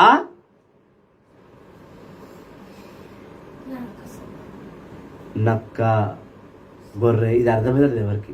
ఏంది బ్రదర్ ఇట్లా మాట్లాడి 2 పదాలు ఎక్కువ వినబడుతున్నాయి కాబట్టి బ్రదర్కి అర్థమవుతలేదు. అది అర్థమవుతుందా లేదా? కష్టమే 1 టైంలో అర్థం కావడం కదా. అర్థం చేసుకోవాలి. ఈ ప్రజలందరూ కూడా ఏం స్వభావం కలిగి ఉన్నారు? వాళ్ళందరూ గొర్రె పిల్లగానే ఉన్నారు, కానీ తోడేళ్ళ వల్ల జీవిస్తున్నారు. ఏమో డేంజర్. వీళ్ళందరూ దేవునికి తిరుగుబాటుదారులు, దేవుని మాటకు లోబడిన వారు, దేవునికి వ్యతిరేకంగా వెళ్ళువారు. అటువంటి వారి మధ్య దేవుడు తన సేవకులని పంపిస్తున్నాడు, గొర్రె పిల్లల లెక్క. ఇప్పటి వరకు మనము దొంగ ప్రవక్తల గురించి విన్నాం. దొంగ ప్రజల గురించి కూడా మనం వినాలా. దొంగ ప్రజల గురించి కూడా మనము వినాలా. దొంగ ప్రజలు చాలా ఉంటారు, వాళ్ళు బయటికి చాలా కనబడతారు, కానీ నీ సేవకుల గురించే ఎక్కువ ప్రచారం చేస్తారు. వాళ్ళు ఈ సేవకుల గురించి ఎక్కువ మాట్లాడేది వారే. వాళ్ళ దగ్గర బైబిల్ నాలెడ్జ్ ఉండదు, దేవుని జ్ఞానం లేదు, కానీ సేవకులనే వాళ్ళు జడ్జ్ చేసేస్తారు. ఈ సేవకుడు ఇట్లుంటే బాగుండు, ఈ సేవకుడు నాడు ఇట్లనే ఉండాలా, నేను ఎట్లా ఉండాలో నేర్పిస్తున్నాను, నువ్వు ఎట్లా ఉండాలో నీకు తెలీదా? సేవకుడినే ఇలా ఉండాలి అని అంటున్నావంటే నువ్వు ఎంత న్యాయమే ఉండాలి. మరి అంత న్యాయమే ఉండి ఇంట్లో ఏం చేస్తున్నావు? బైబిల్ పట్టుకొని పదా ప్రజల మధ్య పదా, బైబిల్ పట్టుకో, మైకు పెట్టుకో, సంఘం పెట్టుకొని స్టార్ట్ చేసి సేవ. మరి ఈ ప్రజలు వీళ్ళు కొంచెం మంది ఉంటారు, తోడేళ్ళు గుంపు. వీళ్ళు సేవకుల్ని గౌరవించరు, సేవకుడికి మర్యాద ఇవ్వరు. సేవకుడి పాపాలను, దేవుడు ఆల్రెడీ తన పాపాలని, ఒక వ్యక్తి పాపాలను క్షమించమని సేవకుడుగా ఎన్నుకుంటే, వాడు సేవకుడు అయిన తర్వాత ఇదే ప్రజలు ఆ సేవకుడు పాపాలని తిరిగి తిరిగి తిరిగి వాని ముందే చెప్తా ఉంటారు. వీళ్ళు నిజమైన తోడేళ్ళు. దేవుడే అతను క్షమించి తన చేతికి వాక్యాన్ని పంపించిన తర్వాత నువ్వెందుకు వాడి పాపాలు లెక్క పెడుతున్నావు? నీకెవడు అధికారం ఇచ్చాడు? మత్తయి సువార్త 10వ అధ్యాయం 16వ వచనం. మత్తయి సువార్త 10వ అధ్యాయము 16వ వచనం.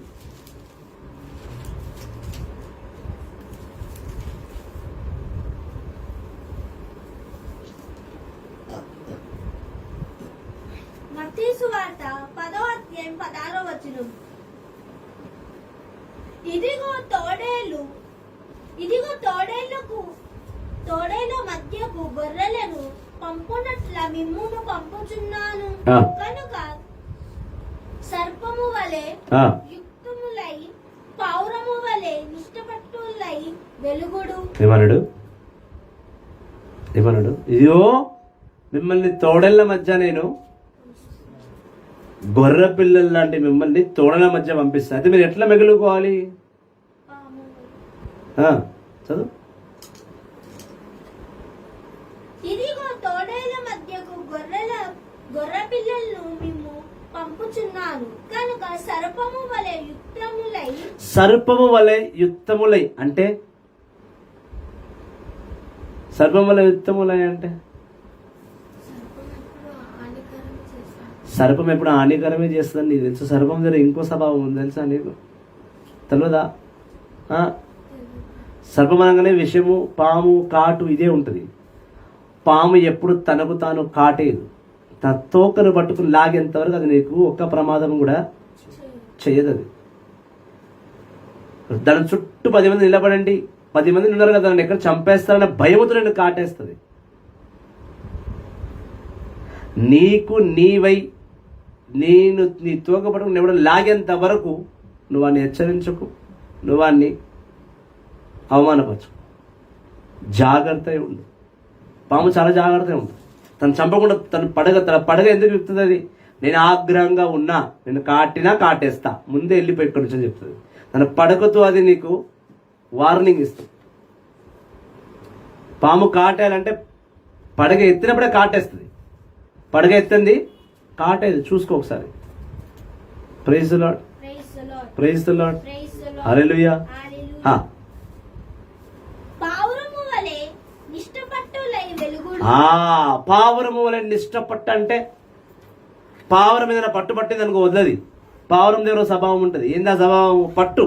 అది ఈ చెట్టు మీద ఇల్లు కడతా అంటే ఆ ఇంటిలో ఎవరన్నా వచ్చి ఏమైనా చేయని, అది ఆ ఇంట్లోనే గూడు కట్టుకుంటుంది. నీకు తెలుసా, చెట్ల మీద పావురాలు గూడు కట్టుంటే పాములు చెల్లమంటాయి. ఐడియా ఉందా నీకు? తెలుసా నీకు? విన్నవా? అయినా కూడా అదేం చెప్తుంది? ఎట్లయినా ఆ పావురం ఆ ఇంటి నుంచి ఆ పామును వెళ్ళగొట్టి ఆ ఇంట్లోకే పోయి ఉంటుంది. అది పామును వెళ్ళగొడుతుంది, లేదా పాము వెళ్ళే వరకు వెయిట్ చేస్తుంది. తన గృహమందు తనే ఉంటుంది, వేరే వారిని ఉండనివ్వదు. ఒకరు వచ్చినా వెయిట్ చేస్తుంది వెళ్ళేంత వరకు. అట్లా నీ సేవ నిమిత్తము నువ్వు పావురం వల్లనే ఉండాలి. పట్టు. నేను పావురాన్ని, నా ప్రభు పవిత్ర ఆత్మను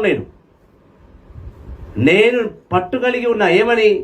బోధనే నా కార్యము, పవిత్రాత్మను పొగడమే, పవిత్రాత్మను స్తుతించడం, ఆరాధించడం నా కార్యము, అద్భుతాలు చేయడం నా చిత్తము.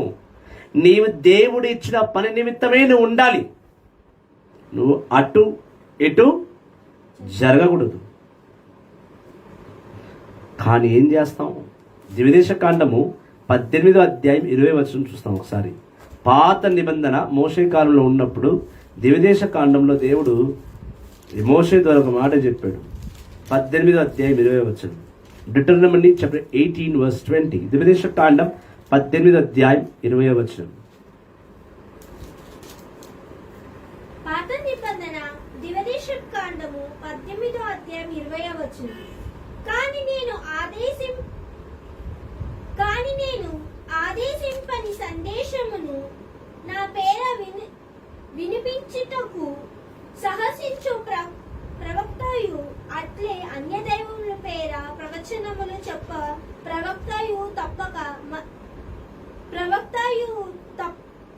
తప్పక మరణమునకు గురి కావలసినది అని. ఆయన ఏమంటున్నాడు ఇక్కడ చాలా ఖచ్చితంగా?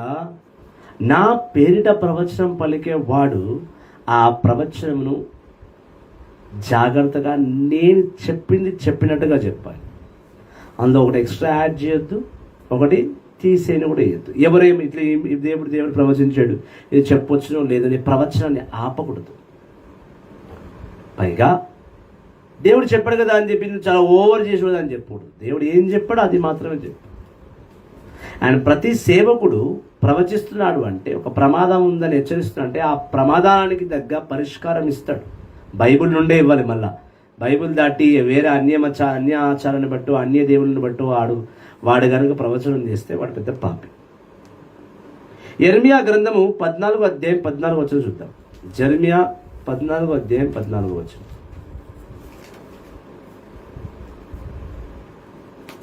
Praise the lord.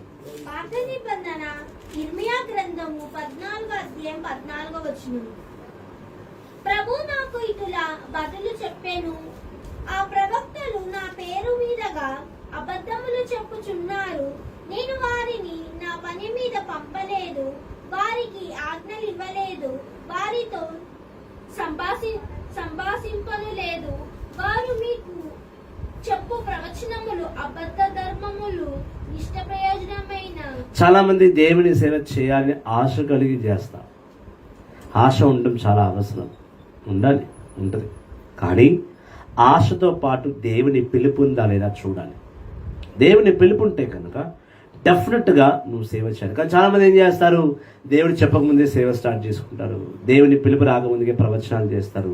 కనీసం ఏనాడు దేవునితో మాట్లాడని వాడు కూడా దేవుని పరిచయం చేస్తా అంటే మాత్రం అట్లాంటివి కరెక్ట్ కాదని యెర్మియా 14 హెచ్చరిస్తుంది. ఎజికల్ 13:9, ఎజికల్ గ్రంథం 13వ అధ్యాయం 9వ వచనం.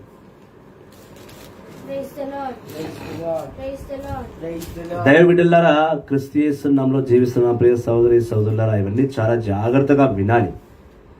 ఎజికల్ 13వ అధ్యాయము 9వ వచనం. ఎజికల్ 13:9. పాత నిబంధన ఎజికేలు గ్రంథము 13వ అధ్యాయం 9వ వచనం.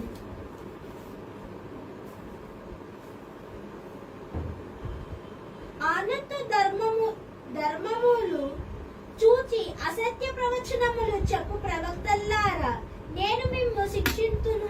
ఎస్, అబద్ధ ప్రవచనాలు చెప్తే కనుక దేవుడు మిమ్మలను శిక్షించును. అబద్ధ ప్రవచనాలు చెప్పడంతో దేవుడు ఊరుకుంటాడు అనుకునేవి. దేవుడు ఎక్కడుడా ఊరుకోడు, శిక్షిస్తా అన్నాడు. ఎజికల్ 13:9. అదేవిధంగా లూకా 6:26 చూద్దాం. Praise the Lord. Praise the Lord. Praise the Lord. Praise the Lord. Praise the Lord. Praise the Lord. కొత్త నిబంధన లూకా సువార్త 6వ అధ్యాయం 26వ వచనం. ప్రజలెల్లరూ మిమ్ము శపించినప్పుడు మీకు అనర్థము, వీరి పితరులు కపట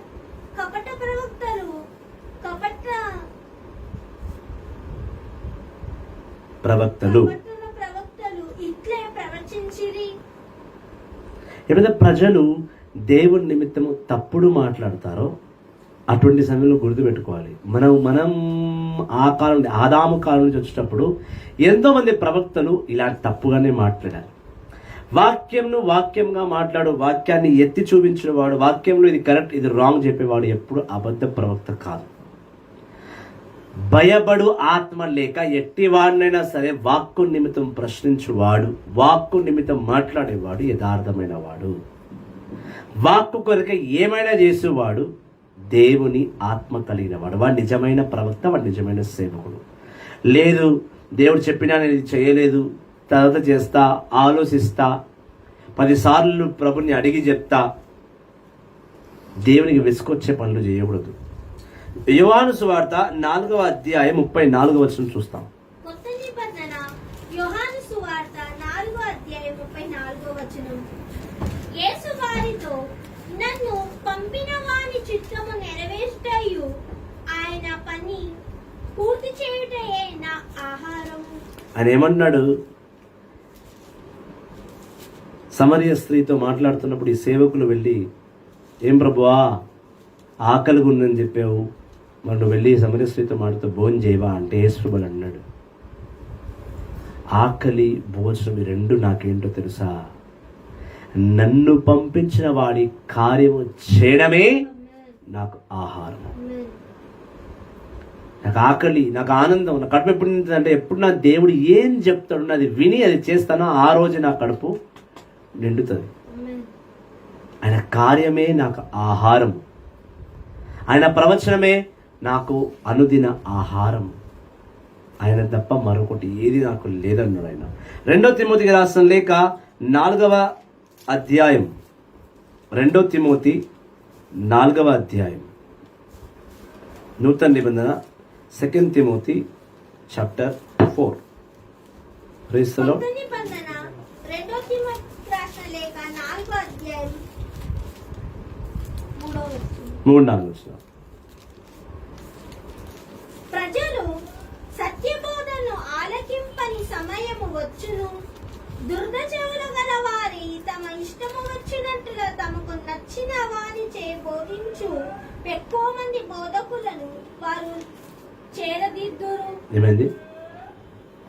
బాగా మాట ఏమంటున్నాయినా నచ్చిన బోధకులు. మళ్ళీ 2 తిమోతికి రాసిన లేఖ 4వ అధ్యాయం 3వ వచనం. ప్రజలు సత్యబోధలను ఆలకింపరు. సత్యమైన బోధని ప్రజలు వద్దంటారు. సపోజ్ ఒక సంఘానికి పిలిచారు, ఒక సేవకుడు చాలా కఠినంగా వాక్యాలని మాట్లాడుతున్నాడు, చాలా స్ట్రిక్ట్గా చాలా ఆవేశంగా మాట్లాడుతున్నాడు. ఈ ప్రజలు ఏమంటారు, ఈయన వద్దు, ఈయన ఎప్పుడొచ్చినా మన జీవితాల్లో జరిగిన సంఘటనలన్నీ చెప్పేస్తాడు, లేదా మన ఇట్లా ఉండమంటాడు, మన అట్లా ఉండమంటాడు, ఇట్లా అన్నీ చెప్తాడు, మనకు వద్దు ఈయన, ఈ సత్యాలు మనకు వద్దు, ఆ సత్య బోధకుడు కూడా మనకు వద్దు, ఆ సత్యాలు వద్దు, ఆ సత్య బోధకుడు వద్దు. మరి ఎట్లాంటి బోధకుడు కావాలా? బోధకుల్లో కూడా ఎంపిక చూడండి. బైబిల్ పట్టుకొని పోతే సరిపోదని అయినా అక్కడ బోధకుల్లో ఎంపిక చూడండి. అట్లాంటి దినం వచ్చేసింది. దురద చెవులు గలవారు,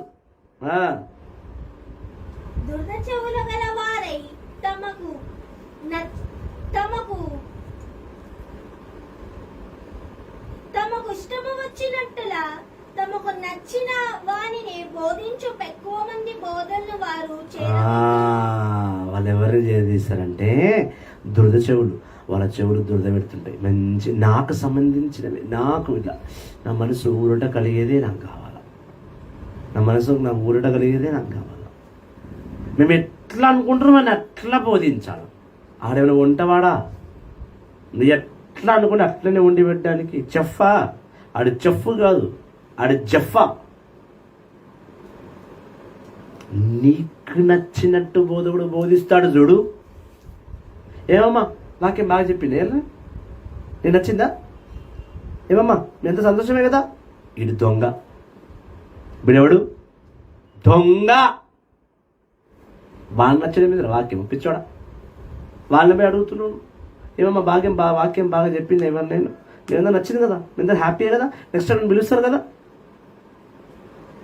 వాళ్ళ బిలువనికి వాక్యం చెప్పినావు, వాళ్ళ ముఖాలు చూడడానికి వాక్యం చెప్పినావా? పాపం ముఖాలను చూడడానికి. వాళ్ళకు నచ్చినట్టు బోధించే బోధకులు చాలా మంది ఉన్నారంట.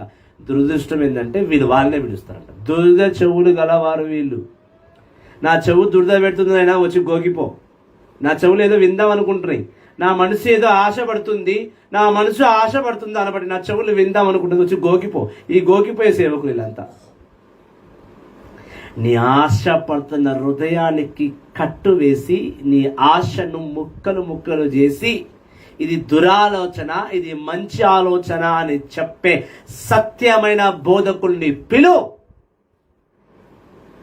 దుర్ద చెవులు గల వారి దుర్ద పెట్టడానికి పిలిచేవారు వద్దండి.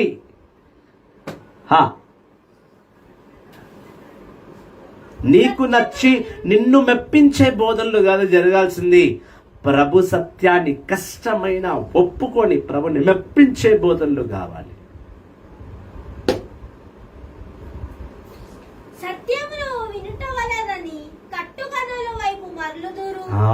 సత్యాల్ని వినమంటే సత్యాల్ని వినరు, కట్టు కథల వైపు మరుగుతారు. వద్దే, లాస్ట్ టైం బ్రదర్ పిలిచి మంచి మంచి స్టోరీలు చెప్పిండు. నాకు వాక్యం వచ్చిన అర్థం కానీ నేను చెప్పే స్టోరీలో అయ్యో ఏం నవ్వుకున్నా మేము నిజంగా. అవు మరి నువ్వు వచ్చింది వాక్యాన్ని కాదు, లాఫ్టర్ ఛాలెంజ్కి. బ్రదర్ బాగా జోక్స్ వేస్తాడే, మస్తు తయారై వస్తాడు ఆ బ్రదర్ వీళ్ళు. గాయని దానికి నువ్వెందుకు మా బ్రదర్ దగ్గర పోతున్నావు? పో, రోడ్డు మీద పోతే బొచ్చడు మంది తిరుగుతున్నాడు నీ గురించి. నిన్ను ఆకర్షించే వారు చాలా మంది ఉన్నారు. పోపు వాడి బో, సత్యాలు వద్దంట ఆయనకి. హల్లెలూయా, హల్లెలూయా. ఒకరోజు ఒక తల్లి ఏం చేసింది, తన పిల్లల్ని ముందు కూర్చోబెట్టుకుని ట్యూషన్ తీసుకుంటుంది. తల్లి తన పిల్లలకి చదువు చెప్తుంది. చెప్తూ సడన్గా ఏమైంది, వాళ్ళ ఇంటికి బోధకుడు వచ్చి ఆ సిస్టర్ గురించి కొన్ని ఆమె చేసిన కొన్ని తప్పుల గురించి ఆ పిల్ల ముంగట మాట్లాడి అమ్మ ఇది తప్పు, ఇలాంటివన్నీ చేయకూడదు అని చెప్పి ఆమెను మందరించి సేవకుడు వెళ్ళిపోయిండు. నాలంటూ నాకు చెవు దురద లేదు కానీ నోటు దురద అంటారు నన్ను చూస్తే, ఎందుకంటే ఏదో ఒకటి అంటూనే ఉంటా. నన్ను చూస్తే చాలామంది పడదు. ప్రభు పేరిట అందరూ తీర్చబడింది నాకు. హల్లెలూయా, హల్లెలూయా, హల్లెలూయా. చాలా తక్కువ సేవల్లో, చాలా తక్కువ సేవకుల్లో ఎక్కువ తిరస్కరించబడ్డ సేవకుడు ఏమన్నా ఉంటే అది రాజు బ్రదర్. ఎందుకంటే చాలా తక్కువ సేవ చేస్తూ ఉంటారు. నేను ఎక్కువ చేస్తాను, తక్కువైనా పడుతుంది. అది అలా ప్రాబ్లం, నా ప్రాబ్లం కాదు అది. అయితే ఆ తల్లి తన పిల్లలను కూర్చోబెట్టుకుని ట్యూషన్ చెప్తూ ఉంటే ఆ తల్లి ఇంటికి ఆ స్త్రీ ఇద్దరికి ఒక సేవకుడు వచ్చి ఆమె చేసిన ఒక తప్పు ఒప్పులన్నీ కూడా వాక్యం ద్వారా సరిదిద్ది వెళ్ళిపోయాడు. ఆమెని సరిదిద్దడము ఆమెకు నచ్చలేదు.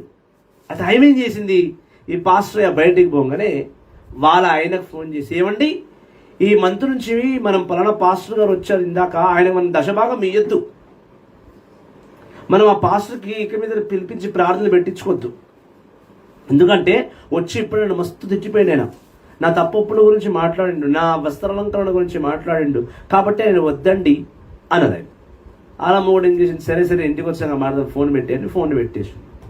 ఇంత లోపల ఆ నలుగురు పిల్లల నుంచి ఒక కొడుకు పైకి లేచి, మమ్మీ నేను రేపటి నుంచి స్కూల్కు పోను అన్నాడు. ఎందుకు పోను అంటున్నావు నా స్కూల్ కానీ అంటే, పోను నేను పోను. అవునరా ఎందుకు పోవానంటే, టీచర్ నన్ను ఇలా తిట్టింది, నన్ను కొట్టింది అంటే, కొడితే తిడితే పోవారా, నువ్వు తప్పు చేసినావు, నువ్వు హోంవర్క్ రాసుకోవడం పోలేదు, అందుకే నేను తిట్టింది, అందుకే నేను కొట్టింది, ఆయనతో మాత్రం నువ్వు స్కూల్కి పోనని ఎట్లా అంటావు? ఆ తల్లి ఆ కొడుకుతో చెప్పింది. ఇప్పుడు కొడుకు అన్నాడు, మరి నువ్వెందుకు చర్చకు పోనంటున్నావు, నువ్వెందుకు పాస్టర్ అని పిలవనంటున్నావు? నువ్వు తప్పు చేసినావు కాబట్టి కదా ఆయన తిట్టింది, నువ్వేం తప్పు చేస్తావు నేను చూస్తానేనా? మమ్మల్ని ట్యూషన్ కూడా కూర్చోబెడతావు, అద్దం ముందు కూర్చొని లిప్స్టిక్ పెడుతుంటావు, అదే కదా పాస్టర్ అని చెప్పింది. డాడీకి ఫోన్ చేశాను, ఫోన్ తీసుకుంటావు, మీ ఫ్రెండ్కి ఫోన్ చేసి మాట్లాడుతుంటావు, అదే కదా పాస్టర్ అనే చెప్పింది. నన్ను టీచర్ తిట్టిందని నేను స్కూల్కి పో అన్ను ఎట్లా అంటున్నావో, ఆ పాస్టర్ నన్ను తిడితే కూడా ఆయన చర్చకు పోవాలి, ఆయన పిలవాలి. చిన్న పొరుడు కాండ్రించి ఉమ్మిండు ముఖం మీద. అలా అమ్మంటది, ఇది లాజికే రోయ్. అవును కరెక్టే. ఇప్పుడు ఏమంటావు నువ్వంటే, నువ్వు ఆ పాస్టర్ని పిలుస్తేనే నేను స్కూల్కి పోతా. దేవుడు ఎవరి ద్వారా మాట్లాడేస్తాడు, ఎవరి ద్వారా మాట్లాడేస్తాడు. చిన్న పోల దగ్గర మాట్లాడేంట, నీ చెవు దురద, నీకు నచ్చినవే చెప్పాల బోధకుడు వచ్చి. నిన్ను మెప్పించేవాడు బోధకుడు కాదాడు, వాడు దొంగ ప్రవక్త, దొంగ ప్రవక్త. నీకు నచ్చినట్టు వివరించేవాడు కాదు సేవకుడు, దేవుని నచ్చి దేవుని మెప్పించి మిమ్మల్ని మార్చువాడు సేవకుడు. వాడు నక్క చర్మం కప్పుకొని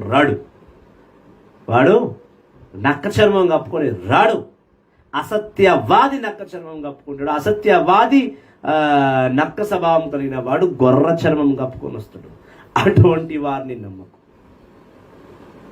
అటువంటి వారిని నువ్వు నమ్మకూడదు. దయబిడ్డలారా, క్రీస్తు యేసు నామములో జీవిస్తున్న ప్రియ సహోదరి సహోదరులారా, నక్క చర్మం అని వాడుకలు తీసుకురావడం కాదు. నక్క చర్మం అంటే ఏంటో నువ్వు తెలుసుకోవాలి. ఎవరు నక్క చర్మం కప్పుకునే స్వభావం? పూర్తి జ్ఞానం ఉన్నవాడు నక్క చర్మం కప్పుకోవాల్సిన అవసరం వాడికి లేదు. వాడు గొర్రెపిల్లనే వస్తాడు, ప్రభు యేసు శిష్యుగానే వస్తాడు, ప్రభు యేసు శిష్యుడుగానే నీ ముందు మెదులుకుంటాడు. అందులో ఎటువంటి డౌటు లేదు. కానీ నువ్వు సత్యమే లేకుండా బైబిల్ పట్టుకుని తిరిగి నా బైబిల్ వస్తుంది, నేను ఇంతవరకు చదువుకున్నా, నువ్వు ఏ ప్రశ్న అడుగు నేను చెప్తా అని అడిగితే చెప్పరు. జ్ఞానము సేవకుడు అనే వారి దగ్గర పెద్ద అలవాటు ఉండాలండి. జ్ఞానం ఇవ్వడం ఎంత అవసరమో ఎదుటి వాడి జ్ఞానం ఇస్తుంటే స్వీకరించే శక్తి కూడా సేవకుడి దగ్గర ఉండాలి. ఎదుటివాడు మంచి జ్ఞానం ఇస్తున్నాడా చెడు జ్ఞానం ఇస్తున్నాడా అనేది తెలుసుకునే జ్ఞానం కూడా నీకు ఉండాలి. వాడు నిజమైన సేవకుడు. నక్క చర్మం కప్పుకొచ్చేవాడు ఎవడుంటాడంటే ఎవరికైతే జ్ఞానము లేదో, బైబిల్ నాలెడ్జ్ లేదో, డబ్బులకు ఆశపడో, అందానికి ఆశపడో, లేదా వస్త్రాలంకరణ మీద ఆశపడో, లోకమున్న అన్ని ఆశలు కలిగి ఉండి మళ్ళీ బైబిల్ పట్టుకొని తిరిగేవాడు నక్క చర్మం కప్పుకున్నవాడు, నక్క చర్మం కప్పుకున్న ఆవిడ. కానీ వాక్యంలో యథార్థమైన సత్యమును నిర్భయంగా, ఎవరికి భయపడకుండా, ఎవరు అలుగుతారో, ఎవరు తిడతారో, ఎవరు కొడతారో కూడా భయం లేకుండా సత్యాన్ని చెప్తాడు చూడండి, వాడు నక్క చర్మం కప్పుకోడు. వాడు దేవుని నిజమైన సేవకుడు. ఇది గుర్తుపెట్టుకోండి. ఒక వచనాన్ని, ఒక సామెతను, ఒక మాటను నువ్వు ఉచ్చరించి చెప్తున్నావంటే అందులోని సత్యాలు తెలుసుకొని చెప్పండి. కాబట్టి దైవబిడ్డలారా, ఈరోజు వాక్యం మిమ్మల్ని ఎంతగానో బలపరిచిందని యథార్థమైన సత్యాలన్నీ కూడా మీరు విన్నారు. ఆ సత్యాన్ని బట్టి మీరు జీవించాలని నేను ప్రార్థిస్తూ ప్రభు పేరిట సెలవు తీసుకుంటూ ప్రైజ్ ది లార్డ్. హల్లెలూయా. God bless you all. Praise the Lord. సాయంకాలం 5 గంటలకు లైవ్లో కలుసుకుందాం. నిన్న కరెంటు పోవడం వల్ల లైవ్ చేయలేకపోయాం. నిన్నటి అధ్యాయం వచనం ఈరోజు ధ్యానించడం. God bless you all. Praise the lord.